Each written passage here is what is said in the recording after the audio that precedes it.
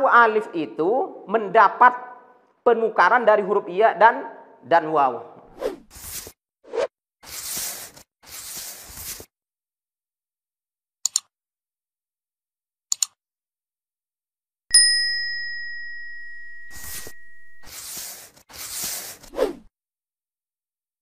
Assalamualaikum warahmatullahi wabarakatuh. Bismillah, walhamdulillah, wassalatu wassalamu ala rasulillah Sayyidina Muhammadin ibni Abdillah wa ala alihi wa ashabihi ajma'in, amma ba'du. Untuk pertemuan kali ini saya tidak membacakan kitabnya karena pembahasan tentang isim ghairu munsharif di kitabnya sudah selesai. Namun pada kesempatan ini saya tetap masih mau menjelaskan hal-hal yang berkaitan dengan isim ghairu munsharif. Insya Allah akan kami hadirkan tentang pembendaharaan kata, tentang mufradat, yang mana mufradat itu atau kalimat-kalimat yang dibentuk dari isim ghairu munsharif, yang tujuannya adalah untuk melatih pendengaran kita terhadap kalimat yang diucapkan, yang mana kalimat itu merupakan isim ghairu munsharif, dan juga melatih penglihatan kita di ketika mata kita melihat sebuah kalimat bahwa kalimat itu adalah isim ghairu munsharif, dan juga melatih lisan kita di saat melafalkan sebuah kalimat yang mana kalimat itu merupakan isim ghairu munsharif. Karena kita semua tahu bahwasannya isim ghairu munsharif itu adalah merupakan salah satu materi yang sangat sulit, sangat berat, dan tak jarang yang membingungkan kepada pembelajar mengenai isim ghairu munsharif. Oleh karena itu membutuhkan keseriusan di dalam belajar, membutuhkan usaha yang keras di dalam belajar, membutuhkan membiasakan pendengaran kita, lisan kita untuk mengucapkannya, kemudian penglihatan kita terhadap kalimat-kalimat yang itu adalah merupakan isim ghairu munsharif. Oleh karena itu pada pertemuan kali ini sengaja saya hadirkan pembendaharaan kata, yang mana pembendaharaan kata itu adalah merupakan isim ghairu munsharif. Insya Allah mulai dari siwat muntahal jumu', kemudian kalimat yang ditaknis dengan alif mamdudah, yang ditaknis dengan alif maksurah, kemudian kalimat ghairu munsharif yang berasal dari alamiyah ataupun wasfiyah. Mari kita mulai, kita perhatikan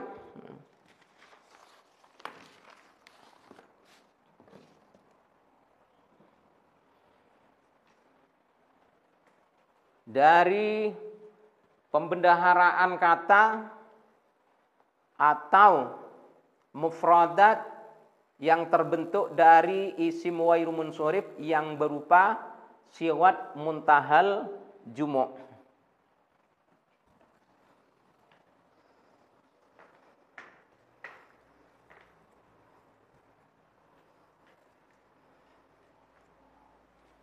Ini adalah merupakan beberapa kalimat yang jumlahnya cukup banyak yang merupakan isim ghairu munsharif yang ilatnya hanya satu, yaitu berupa siwat muntahal jumu' atau kalimat yang ikut wazan mafa'iluh atau mafa'iluh. Seperti yang kita pelajari di beberapa waktu yang lalu, di pertemuan-pertemuan yang lalu, bahwa siwat muntahal jumu itu adalah kalimat yang mengikuti wazan mafa'ilu atau mafa'ilu. Ini contoh-contoh kalimatnya lumayan banyak. Masajidu, masoni'u, manazilu, manajilu, manakhilu, mawadhi'u, madarisu, darahimu, salasilu, namadiju, sohaifu, qabailu, khawatimu. Ini perhatikan ya, bahwa siwat muntahal jumu yang ikut wazan mafa'ilu atau ikut wazan mafa'ilu itu hurufnya tidak harus sama. Seperti ini, wazannya diawali dengan huruf mim. Nah, mauzunnya kalimat yang ikut wazan mafa'ilu dan mafa'ilu tidak harus huruf min. Ini bebas hurufnya, asalkan jika seandainya kita bandingkan dengan kalimat mafa'ilu dan mafa'ilu itu sama. Jumlah hurufnya sama, kemudian harokatnya sama. Jadi walaupun bukan huruf mim, tidak menjadi persoalan, tetap dikatakan siwat muntahal jumu. Seperti ini contohnya, sohaifu.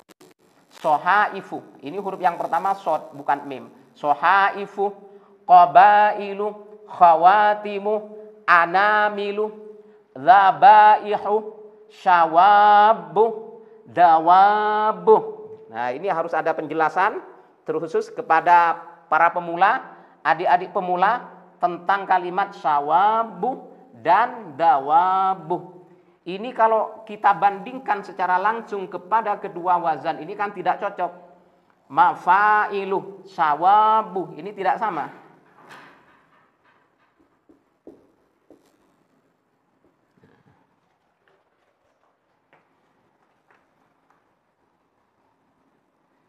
Jika lafal syawabu dibandingkan, diluruskan dengan mafa'ilu, itu tidak cocok, tidak sama, apalagi dengan mafa'ilu. Tetapi kenapa kok dimasukkan kepada siwat muntahal jumu, dimasukkan kepada wazan mafa'ilu? Karena sebenarnya ini cocok, karena lafal syawabuh ini ada asalnya, yang asalnya adalah syawabibuh, seperti ini, syawabibuh. Kemudian menjadi sawabuh dikarenakan iklal ini. Dikarenakan kaidah sorof. Yaitu apabila terdapat dua huruf yang sama. Contohnya ba dengan ba.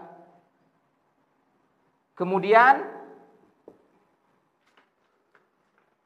huruf yang pertama, huruf yang sama tersebut, yang pertama sukun, maka harus diidghamkan. Huruf yang pertama pada huruf yang kedua harus diidghamkan.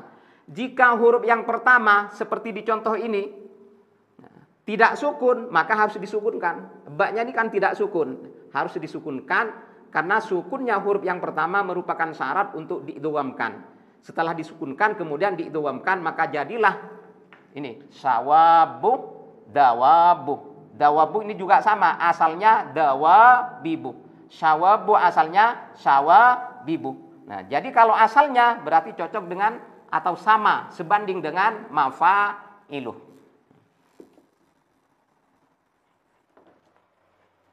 Kemudian selanjutnya adalah masabihu. Nah, ini yang ikut wazan mafa'iluh.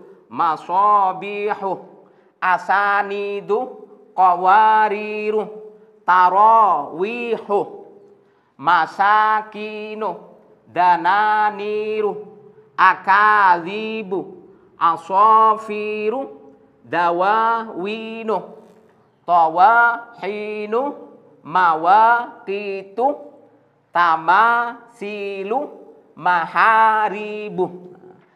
Semua kalimat ini disebut dengan siwat muntahal jumu. Karena disebut dengan siwat muntahal jumu, maka semua kalimat ini ya, cara bacanya tidak boleh ditanwin karena masuk kepada isim ghairu munsorif yang ilatnya satu. yaitu siwat muntahal jumu, atau bisa kita jawab ikut wazan mafailuh atau ikut wazan mafailuh. Untuk kalimat-kalimat yang ikut wazan mafailuh juga tidak harus diawali dengan huruf mim. Tidak harus diawali dengan huruf mim. Seperti ini. Asanidu, qawariru. Yang penting jika kita bandingkan sama dengan mafailuh, jumlah hurufnya juga harokatnya. Nah, kemudian mengenai makna, mengenai arti daripada kalimat ini, silakan dicari sendiri di dalam kamus. Nah, kemudian kita lihat contohnya. Ya. Kita lihat contohnya, udiat masajidu iddatun bimasobihah wahajatin. Udiat masajidu iddatun. Telah dinyalakan atau disinari beberapa masjid yang jumlahnya banyak. Beberapa masjid yang jumlahnya banyak bimasobihah, dengan menggunakan beberapa penerang atau lampu, wahajatin, yang sangat terang benderang. Yang dimaksud di sini adalah lafal masajidu dan lafal masobihah. Lafal masajidu ini adalah merupakan sebuah kalimat yang i'rabnya dalam keadaan rofa karena menjadi naibul fa'il. Menjadi naibul fa'il dari fi'ilnya yaitu udiat. Udiat adalah fi'il madhi yang mabni majhul. Naibul fa'ilnya masajidu. Karena lafal masajidu menjadi naibul fa'il, maka dia harus dibaca rofa. Tanda rofanya dengan dhammah ini, karena jamak taksir. Rofa dengan dhammah. Cuman dhammahnya tidak boleh ditanwin. Kenapa tidak boleh ditanwin? Karena lafal masajidu ini masuk pada isim wairu munsorif yang ilatnya adalah siwat muntahal jumu, yaitu mengikuti wazan mafailuh. Masajidu. Kemudian lafal masobihah ini juga isim wairu munsorif. Apa ilatnya? Sama dengan masajidu ilatnya, yaitu siwat muntahal jumu ikut wazan mafailuh. Masobihu. Kedudukan i'rabnya berada dalam keadaan jar karena dimasuki huruf jar yaitu berupa ba. Tanda jernya, awas, ingat, dengan fathah bukan dengan kasroh. Di samping tidak boleh ditanwin, juga tidak boleh dikasroh, ditandai dengan kasroh tanda jernya, akan tetapi dengan fathah, yang mana fathah ini merupakan pengganti daripada kasroh. Maka dibaca bimasobihah. Kemudian contoh selanjutnya adalah walaqad zayyana's sama'ad dunya bimasobihah. Ini ayat Al-Qur'an surah surah apa ini? Lupa surahnya ini. Yang jelas ini ayat Al-Qur'an ini. Walaqad zayyana's sama'ad dunya bimasobihah. Yang dimaksud ini bimasobihah. Dan sungguh telah kami hiasi langit yang dekat bimasobihah, dengan bintang-bintang. Masobihah tidak boleh ditanwin. Bimasobihan tidak boleh. Dan juga tidak boleh dikasroh. Karena ini adalah merupakan isim wairu munsorif, siwat muntahal jumu, ikut wazan mafailu, masobihu. Kalau dalam keadaan rofa misal. Kemudian contoh selanjutnya waja'alnakum syu'uban wa qabailah lita'arafu. Waja'alnakum syu'uba, dan telah kami jadikan di antara kamu syu'uban, ya, berbangsa-bangsa, wa qabailah, dan bersuku-suku, lita'arafu, agar supaya saling mengenal antara satu bangsa dengan bangsa yang lain, antara satu suku dengan suku yang lain. Yang dimaksud di sini adalah qabailah. Qabailah ini adalah isim wairu munsorif, sebuah kalimat yang tanda bacanya tidak boleh ditanwin, yang apabila jer tanda jernya dengan fathah. Nah, di contoh ini kedudukan i'rabnya dalam keadaan nasab. Dalam keadaan nasab karena menjadi ma'tuf. Ya, diatufkan kepada ma'tuf alihnya yaitu su'ubah. Karena ma'tuf alihnya dalam keadaan nasab, maka di sini juga harus nasab. Tanda nasabnya dengan fathah. Fathahnya tidak boleh ditanwin. Kalau ditanya kenapa tidak boleh ditanwin? Karena isim wairuh munsorif. Dari mana tahu bahwa qabaila ini isim wairuh munsorif? Karena ia adalah merupakan sighat muntahal jumu ikut wazan mafailu, qabailu. Kemudian contoh selanjutnya adalah yas'alunaka 'anil ahillah qul hiya mawaqitu lin-nasi wal hajj. Yas'alunaka 'anil ahillah, mereka akan bertanya kepadamu wahai Muhammad, kata Allah, 'anil ahillah, tentang bulan sabit. Qul hiya mawaqitu lin-nasi wal hajj. Kemudian katakan wahai Muhammad bahwa ia itu adalah merupakan petunjuk waktu untuk manusia dan ibadah haji. Yang dimaksud di sini adalah mawaqitu. Mawaqitu ini kedudukan i'rabnya dalam mahal rafa menjadi khabar. Menjadi khabar dari lafal hiya. Hiya menjadi mubtada, ini khabarnya. Karena menjadi khabar harus rafa, tanda rafanya dengan dhamma karena jamak taksir. Dengan dhamma. Dhammanya tidak boleh ditanwin, mawaqitun. Tidak boleh walaupun mawaqitu tidak mudhaf dan tidak ada al. Karena di sini yang melarang mawaqitu untuk ditanwin bukan al, bukan mudhafnya, akan tetapi ilat yang berupa siwat muntahal jumu. Nah, ini mengenai kosakata atau pembendaharaan kata atau kalimat-kalimat yang berupa siwat muntahal jumu. Kemudian selanjutnya tentang kosakata yaitu isim wairu munsorif yang ilatnya berupa taknis dengan alif maksurah. Ini marudha, salma, rodwa, busra, jarha, dunya, salwa, najwa, laila, hubla, fudla. Kalimat-kalimat ini adalah merupakan kalimat ya, yang ditaknis, dibuat menjadi kalimat perempuan. Cara membuat perempuannya adalah dengan mendatangkan huruf alif maksurah. Huruf alif maksurah. Jadi ditaknis dengan alif.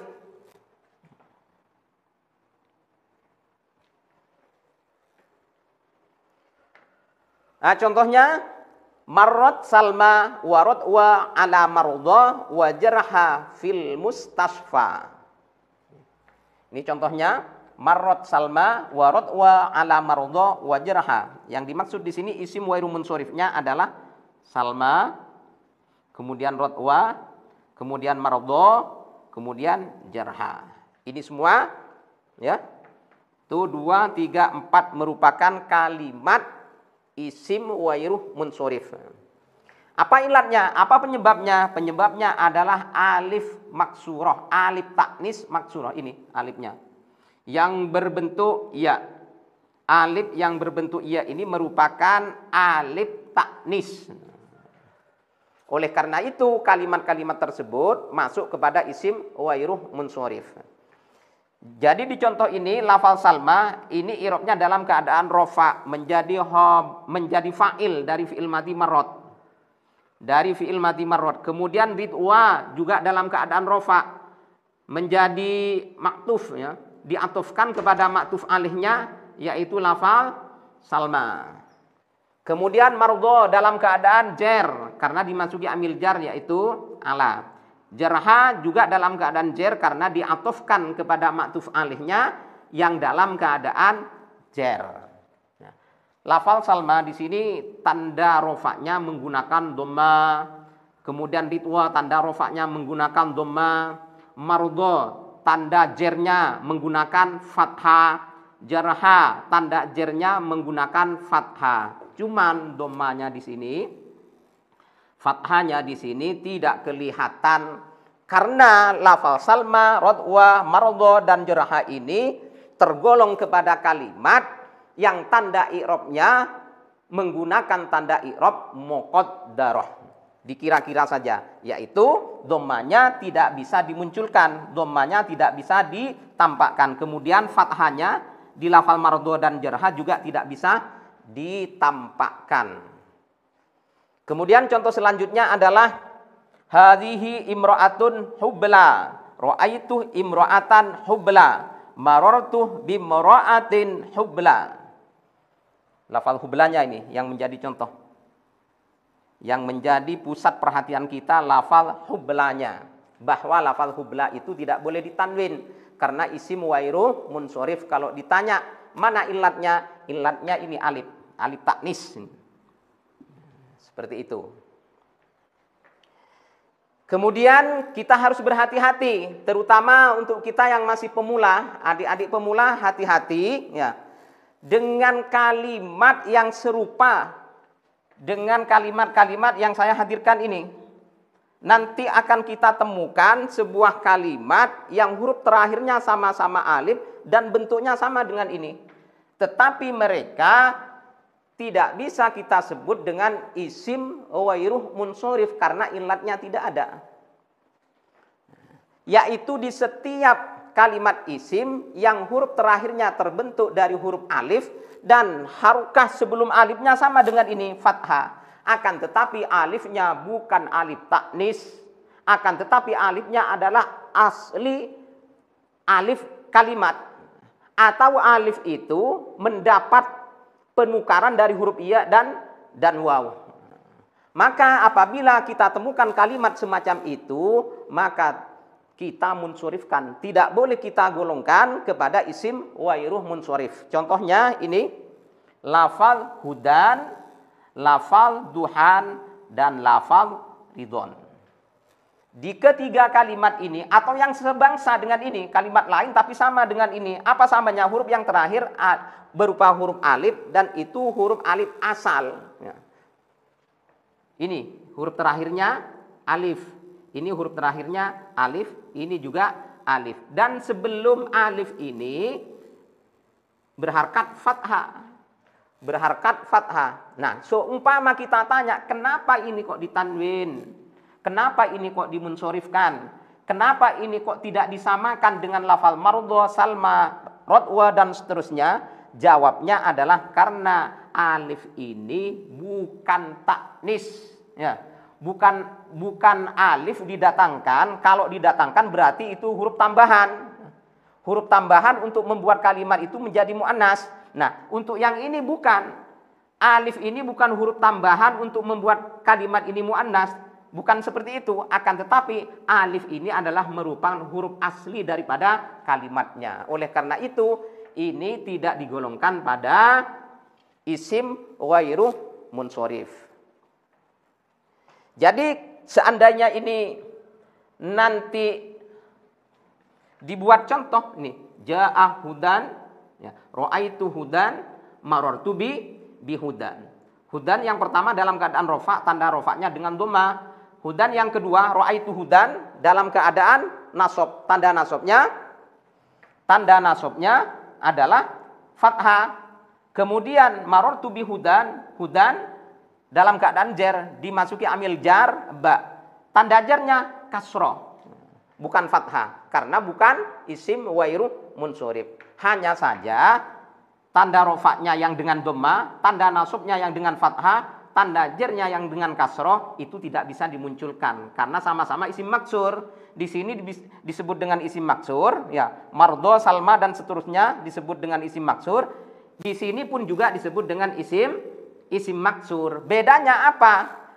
Yang dicontoh ini, yang di atas ini alifnya adalah alif taknis dan alif tambahan, alif ziyadah.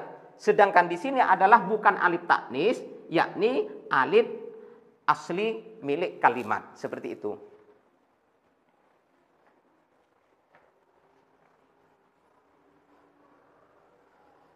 Nah, ini contohnya sama dengan yang ini tadi. Nah, ini. Kalau mau membedakan kita lihat di contoh ini. Apa bedanya? Ini. Hadhihi imra'atun hubla dengan hadza hudan misalnya, atau jaa hudan. Hubla ini yang pertama ini dalam keadaan rofa. Tanda rofanya apa? Tanda rofanya dhamma. Kemudian hudan dalam keadaan rofa, misal tanda rofanya apa? Dhamma, berarti sama. Kemudian hubla dalam keadaan nasab. Ini, ra'aitu imra'atan hubla. Yang tadi dalam keadaan rofa saya jelaskan dulu kenapa dibaca rofa, menjadi naat daripada lafal imra'atun. Man'utnya imra'atun. Karena man'utnya rofa, maka naatnya juga harus rofa. Berarti hubla ini dalam keadaan rofa, tanda rofanya dhamma. Kemudian dicontoh ra'aitu imra'atan hubla. Saya melihat seorang perempuan yang hamil. Hubla itu perempuan yang hamil. Nah, di contoh ini lafal hubla dalam keadaan nasab menjadi naat dari man'utnya yaitu imro'atan. Apa tanda nasabnya? Fathah. Lafal hudan, ini perhatikan ke sini kameranya. Lafal hudan ketika dalam keadaan nasab, tanda nasabnya juga nasab dengan fathah. Kemudian di contoh ini, contoh mengenai lafal hubla, marartu bimra'atin hubla. Saya lewat, saya berjalan bertemu dengan seorang perempuan hubla yang hamil. Lafal hubla ini kedudukan i'rabnya dibaca jer karena menjadi naat dari man'utnya yaitu imro'atin. Imro'atin dalam keadaan jer, maka naatnya juga harus jer. Apa tanda jernya? Nah, fathah. Hati-hati, tanda jernya fathah. Kita ke sana lagi ke hudan. Seandainya hudan ini berada dalam keadaan jer, apa tanda jernya? Hudan. Tanda jernya hudan. Marartu bi hudan. Apa tanda jernya? Tanda jernya adalah hudan. Tanda jernya adalah kasroh. Kenapa hubla ditandai dengan fathah tanda jernya? Karena hubla merupakan isim wairu munsorif. Sementara hudan kenapa dalam keadaan jernya kok ditandai dengan kasroh? Kok tidak dengan fathah? Karena hudan munsorif. Di situ tidak ada ilat isim wairuh munsorif. Kemudian selanjutnya adalah isim wairuh munsorif yang ilatnya berupa taknis bil alif mamdudah. Ini pembendaharaan katanya lumayan banyak juga ini. Kita perhatikan. Sohra'u, saima'u, zakariya'u, najla'u, hamra'u, atqiya'u, asfiya'u, ruhama'u, asya'u, asdiqa'u, bayda'u, azra'u, khadra'u, asma'u. Itu adalah merupakan contoh-contoh daripada kalimat isim wairu munsorif yang ilatnya berupa taknis dengan menggunakan alif mamdudah. Dengan adanya alif bersama hamzah ini membuat kalimat ini menjadi muannas sampai dengan asma'u. Contohnya ini wa naza'ah yadahu fa idza hiya baydha'u linnadhirin. Ini yang dimaksud baydha'u. Baydha'u ini kedudukan i'rabnya dalam keadaan rofa. Dari mana tahu kalau ini rofa?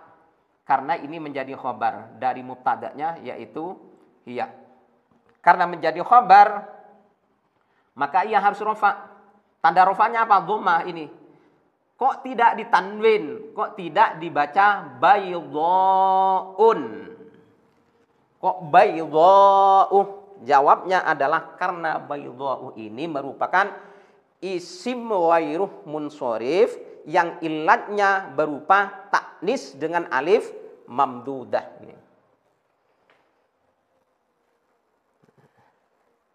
Kemudian kita juga harus hati-hati. Hati-hati dengan kalimat-kalimat yang serupa dengan kalimat yang saya hadirkan ini. Nanti akan kita temukan di dalam kitab-kitab Arab, di dalam kalam-kalam Arab, sebuah kalimat yang kalimat itu di ujung itu sama dengan kalimat-kalimat ini. Artinya sama bagaimana? Sama berakhiran dengan alif dan hamzah, akan tetapi mereka dimunsorifkan. Cara bacanya mereka ditanwin apabila rofa, tanda rofanya dengan dhammah menggunakan tanwin. Apabila nasab, mereka dinasab dengan fathah, fathahnya tanwin. Apabila jer, mereka tanda jernya dengan kasroh dan kasrohnya tanwin. Kenapa? Karena mereka munsorif. Mereka tidak digolongkan pada isim ghairu munsorif. Padahal sama dengan ini bentuknya. Nah, kemudian apa alasannya mereka kok ditanwin? Nah, ini contohnya dulu. Ibtidaun, diyaun, abnaun, dan seterusnya. Apa alasannya? Ini kok ditanwin, sedangkan yang di atas ini kok tidak ditanwin, padahal mereka bentuknya sama. Coba ambil satu. Ya, di sini hamra'u. Hamra'u. Yang dimasukkan pada isim ghairu munsorif. Kemudian diyaun.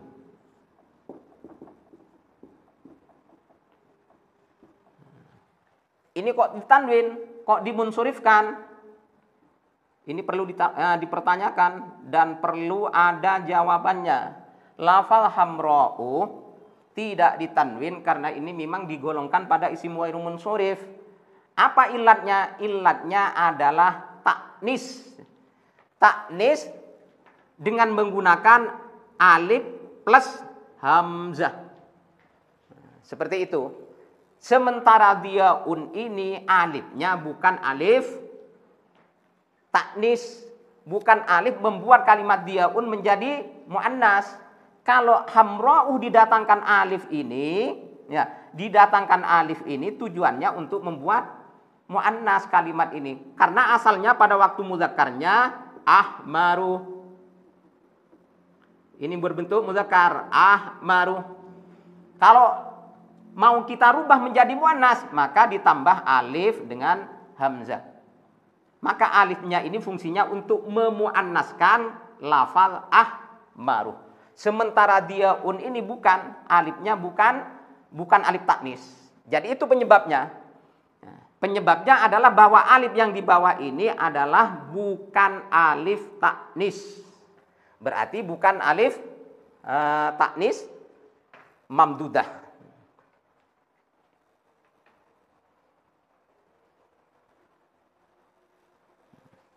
Kalimat-kalimat yang semacam ini banyak ini, di antaranya ini. Ibtidaun, diyaun, abnaun, du'aun, araun, a'daun, binaun, samaun. Semua alif ini bukan alif taknis. Didatangkan bukan untuk membuat kalimat ini muannas, bukan seperti itu. Tetapi kalau yang di atas yang digolongkan kepada isim ghairu munsorif, alif dan hamzah didatangkan tujuannya untuk membuat kalimat itu muannas.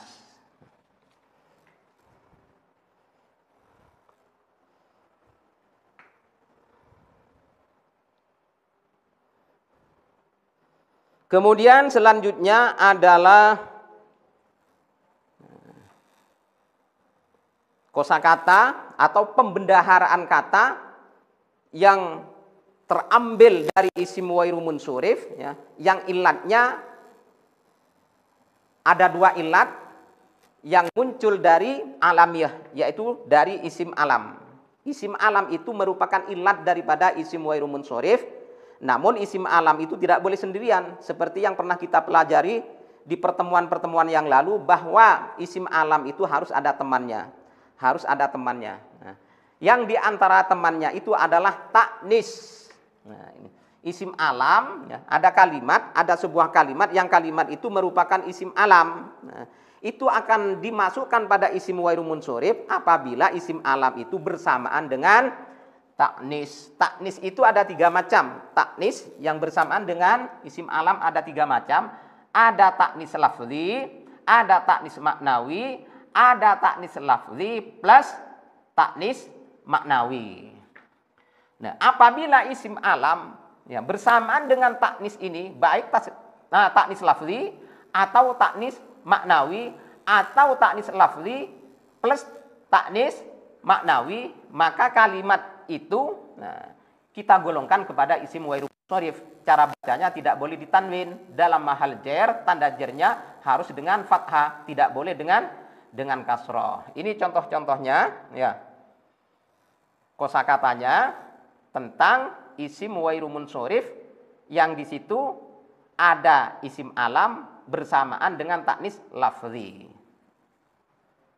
Taknis lafzi itu sebuah kalimat yang di dalam kalimatnya, di dalam fisik kalimat itu ada tanda perempuannya, yaitu tak marbutoh. Contohnya seperti hamzatu.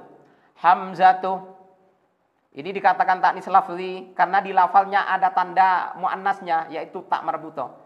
Demikian juga di contoh Muawiyatu, Tolhatu, Usamatu, Khudaifatu, Umayyatu, Qatadatu. Ini semua merupakan contoh-contoh daripada taknis lafzi. Kemudian contoh daripada taknis maknawi. Apa taknis maknawi itu?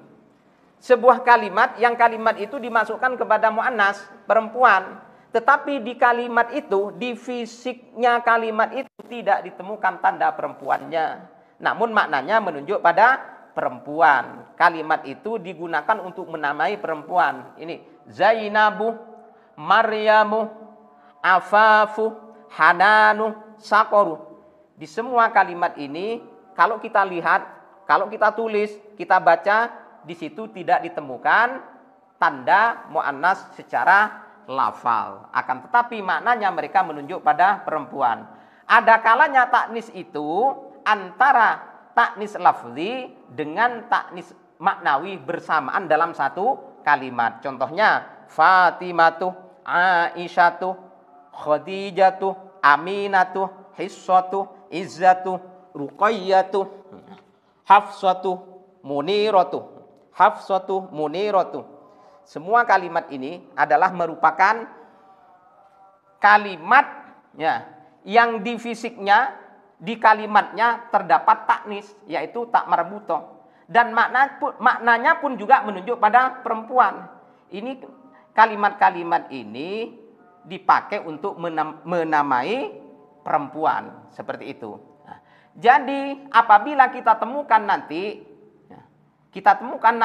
kalimat yang mana kalimat itu merupakan isim alam dan kalimat itu ada taknisnya, baik lafzi, maknawi atau lafzi plus dengan maknawi, maka kalimat tersebut kita hukumi sebagai isim wairu munsharif yang ilatnya berkumpulnya dua ilat, yaitu alamiyah dengan taknis. Contohnya ini, marartu bi Hamzata wa Zainabah wa Fatimata fi Makkata al-Mukarramati.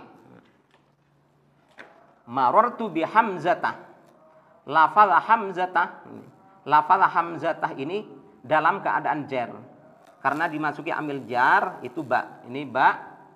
Kemudian tanda jarnya dengan fathah. Loh, kenapa kok tidak fathah?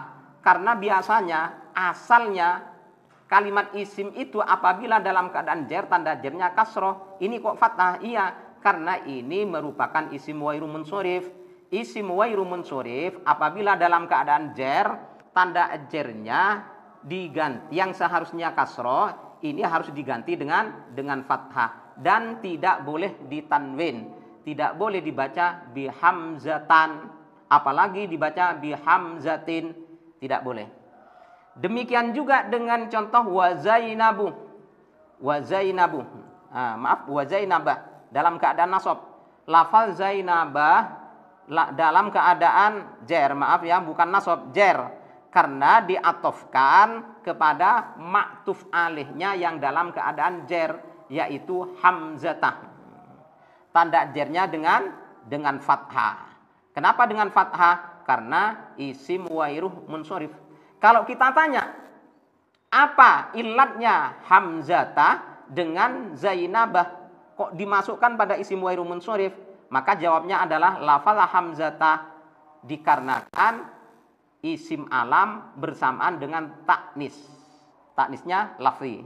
Kemudian Zainabah kalau ditanya kenapa digolongkan pada isim ghairu munsorif, dikarenakan lafal Zainabah ini ada dua ilat di dalamnya, ya, yang menjadikan dia menjadi isim ghairu munsorif. Ada dua ilat. Ilat yang pertama, ia adalah merupakan isim alam, nama orang. Ilat yang kedua adalah taknis. Taknisnya dengan apa? Taknisnya bukan dengan lafzi, akan tetapi dengan makna. Maka disebut dengan taknis maknawi. Wa Fatimatah, demikian juga lafal Fatimatah ini. Ini juga isim ghairu munsorif. Isim ghairu munsorif yang dalam keadaan jar juga karena diatofkan pada hamzatah. Maktuf alihnya dalam keadaan jar, hamzatah. Maka di sini juga harus dibaca jar, tanda jarnya fathah. Kenapa dengan fathah? Karena isim ghairu munsorif.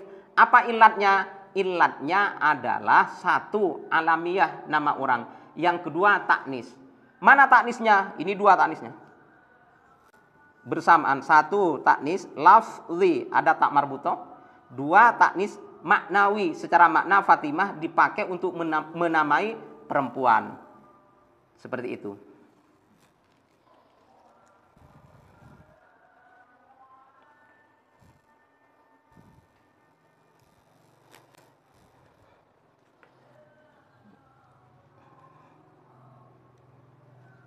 Kemudian ini di bawah ada contoh ini.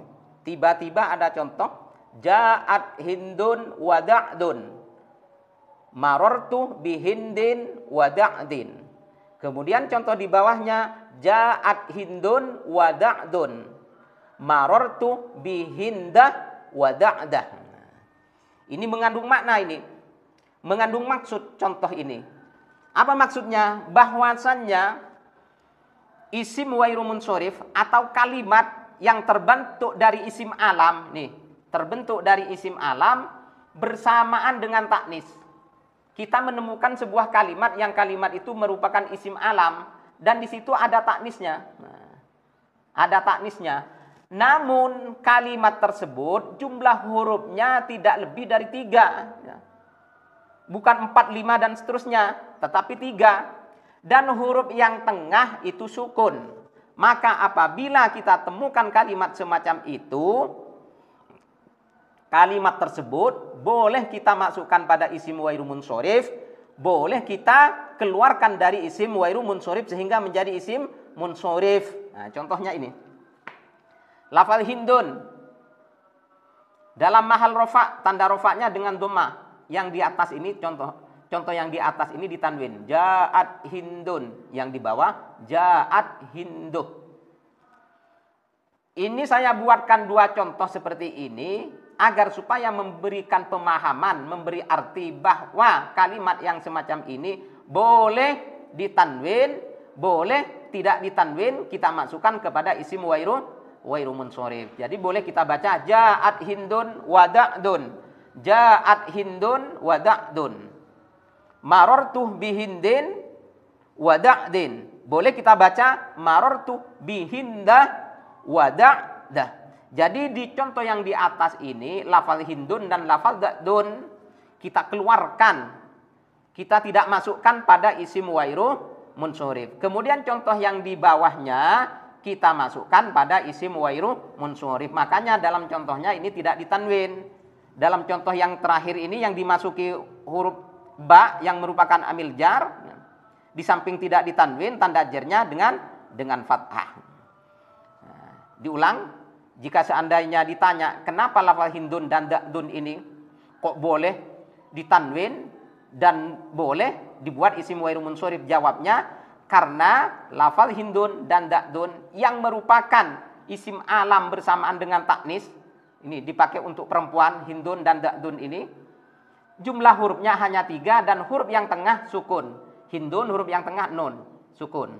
Da'dun huruf yang tengah ain, disukun. Maka jika ditemukan kalimat seperti ini, boleh ditanwin, boleh masukkan pada isim ghairu munsorif. Seperti itu. Kemudian selanjutnya adalah masih tentang isim alam. Isim alam dimasukkan pada isim ghairu munsorif apabila bersamaan dengan ajami. Tentang ajami kita telah menjelaskannya di beberapa pertemuan yang lalu. Di sini mufradatnya, pembendaharan katanya yang digolongkan pada isim wairu munsorif yang disebabkan oleh isim alam bersamaan dengan ajami adalah Ibrahimu, Ismailu, Ishaqu, Yaqubu, Yunusu. Kemudian Jibrilu, Mikailu, tempatnya tidak cukup, saya taruh di sini. Israfilu, Harutu, Marutu. Ini adalah merupakan sebagian daripada pembendaharan kata, kosakata yang terbentuk dari isim wairu munsorif yang muncul dari isim alam dan ajami. Nah, di pertemuan yang lalu, ini masih ada contohnya.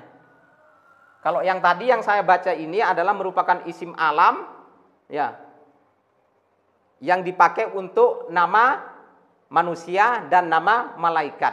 Kemudian isim alam itu bukan hanya untuk manusia atau malaikat, tetapi juga bisa dibuat nama untuk tempat seperti ini. Dimashku, Ramsisu, Bairutu. Seperti itu. Kemudian di pertemuan yang lalu juga disebutkan, diterangkan bahwasannya seluruh nama-nama nabi itu adalah masuk pada ajami.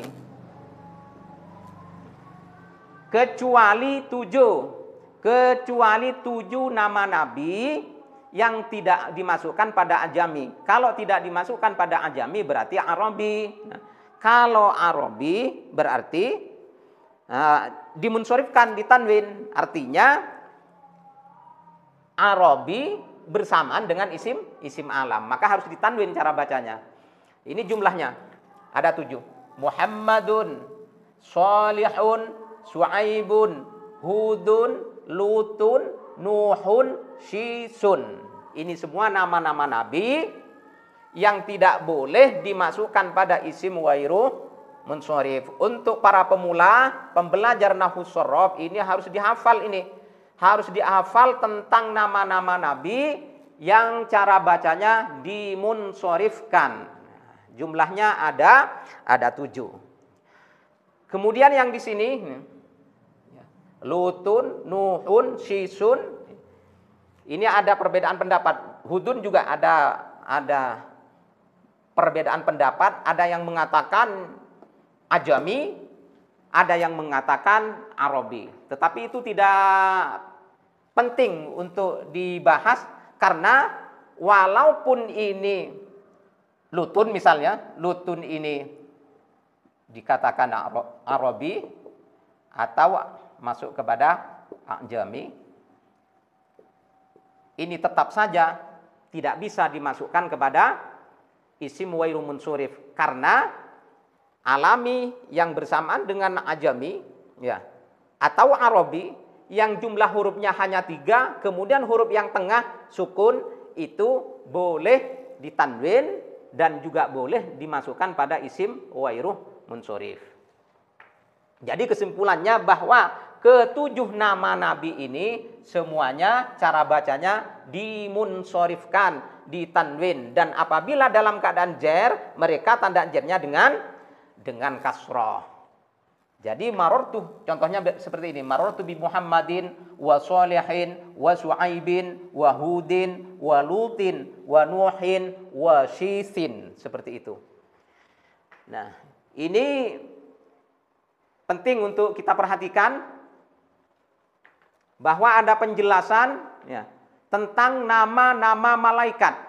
Nama-nama malaikat itu adalah masuk pada ajami kecuali 4. Ini penjelasan ini tidak kita temukan di kajian kita di pertemuan-pertemuan yang lalu. Bahkan di kitab Mutammimah tidak menjelaskan tentang nama-nama malaikat.